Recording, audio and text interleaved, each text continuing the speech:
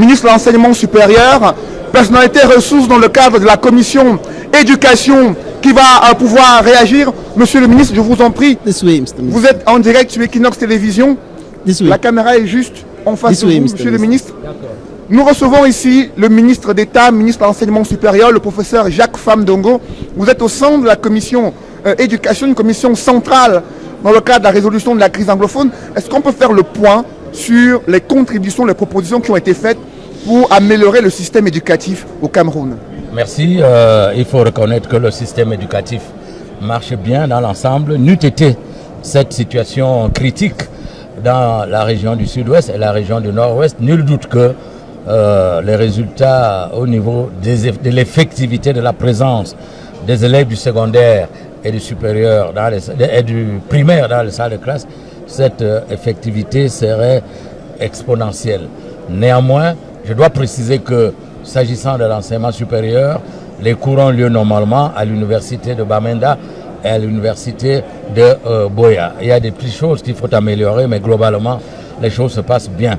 Alors, ce que nous avons retenu de fondamental, c'est qu'il faut absolument maintenir les deux sous-systèmes, anglophones et francophones, qui doivent coexister. Aucun sous-système ne doit phagocyter l'autre. Cela signifie que nous maintenons la spécificité culturelle, scientifique et académique des deux sous-systèmes. Ça, c'est un acquis fondamental. Nous avons également retenu que le retour à la paix dans les régions du nord-ouest et du sud-ouest était une condition sine qua non pour que les élèves des écoles primaires et maternelles et du cycle secondaire reviennent massivement dans les salles de classe. Je crois savoir qu'après ce grand dialogue national, les cours vont reprendre massivement dans le secondaire et le primaire et tout ira pour le mieux dans le meilleur des mondes. Je dois préciser également que parmi les propositions, nous avons retenu que l'histoire du Cameroun doit être enseignée de manière dense et massive. Nous avons proposé 75% dans les curricula du primaire et du secondaire, 75% consacrés à l'histoire du Cameroun, 20% à l'histoire de l'Afrique et 5% à l'histoire du monde. Quand vous allez aux États-Unis, vous verrez rarement un Américain qui pourra situer le Cameroun sur la carte. Alors il faudrait que nous puissions également faire la même chose. Il faudrait que chaque Camerounaise et chaque Camerounais connaisse parfaitement son histoire. Et là, il saura que jusqu'en 1916, de 1884 à 1916, nous étions tous germanophones, parce que c'était le protectorat allemand. Germanophones, mais aussi avec nos langues nationales. C'est à partir de 1916, avec la Société des Nations, en 1918, que nous sommes devenus à la fois francophones pour la partie orientale et anglophones pour la partie occidentale du Cameroun. Donc nous devons savoir que nous sommes tous des frères et des sœurs avec le même patrimoine culturel et linguistique. Nous avons beaucoup d'affinités et l'important c'est de regarder vers la même direction. Le système éducatif doit donc permettre de forger un Camerounais qui soit productif, qui soit compétitif et qui puisse créer des emplois. Parce que actuellement, le paradigme, c'est quoi? C'est assurance qualité, professionnalisation des enseignements et employabilité des diplômés. C'est la raison pour laquelle nous avons demandé que l'enseignement technique soit renforcé, technique, technologique et professionnel soit renforcé, car c'est le meilleur vivier de création des emplois. Nous avons également encouragé les établissements secondaires et supérieurs à créer des incubateurs d'entreprises, ce qui permet donc aux étudiants et aux élèves de pouvoir créer et gérer leurs entreprises. Monsieur le ministre d'État, il y a eu des préoccupations qui ont été soulevées par certains participants, notamment le quota des anglophones dans les concours d'entrée aux grandes écoles, facultés au Cameroun. Que répondez-vous à ces préoccupations-là? Alors, je répondrai que nous appliquons stricto sensu les quotas définis par le chef de l'État, à savoir chaque région a un quota. Ce quota est respecté scrupuleusement. Si vous allez dans le nord-ouest et le sud-ouest, où il y a déjà 2 facultés de médecine, une école nationale supérieure polytechnique, deux N7 et une ENS, vous verrez que les candidats venant du nord-ouest et du sud-ouest sont toujours largement majoritaires. C'est ce qu'on appelle la préférence géographique. Maintenant, s'agissant des 8 autres régions, vous allez constater que le nord-ouest et le sud-ouest sont toujours représentés.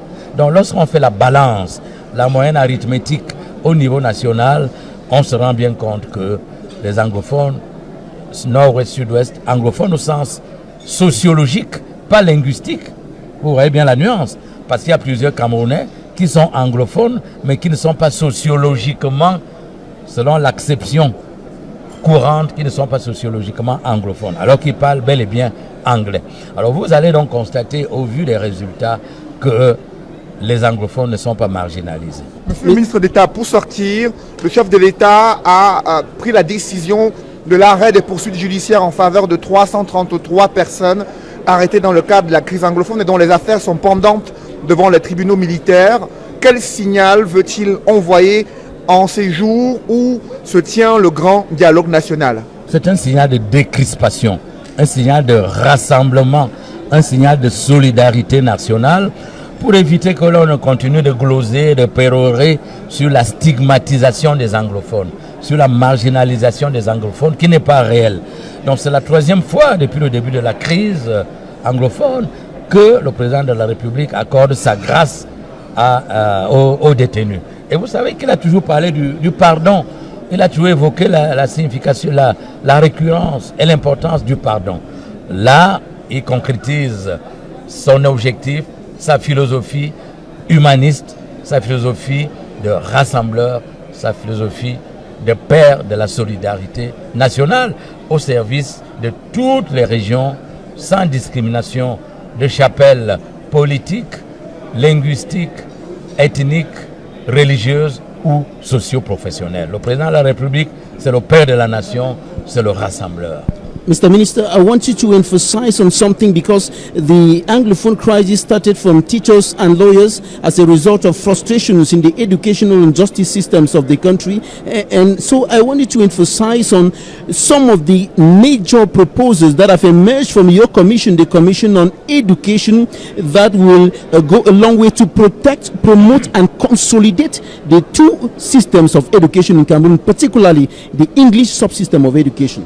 First of all, as you know, we have proposed that the two subsystems, educational subsystem, should be maintained, absolutely maintained. And we will maintain the specificity, the academic specificity, the technical specificity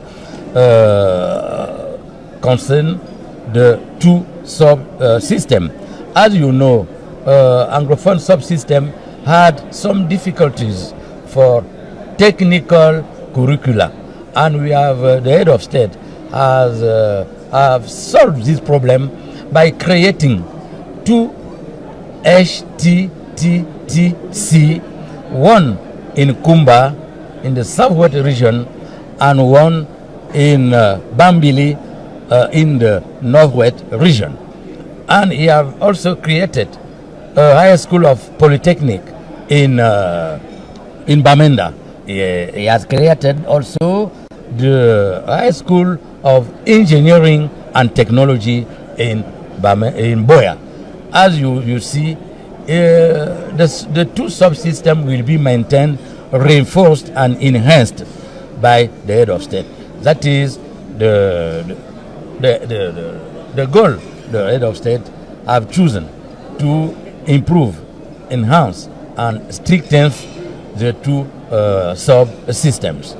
There were equally some worries at the level of the number of students and students from the northwest and southwest regions who are admitted into higher institutions of learning like the National School of Administration and Magistracy. What about that? Yes, as you know, there is a balance in the admission into the higher schools, and Faculty of Medicine, Polytechnic, STIC, always, anywhere Anglophones are admitted in these higher schools system. Maybe they want much, but we must also see what are the willingness of the other regions.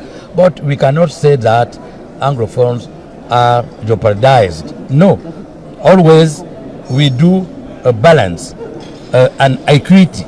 We respect balance and equity for the admission of candidates in the higher education, high school.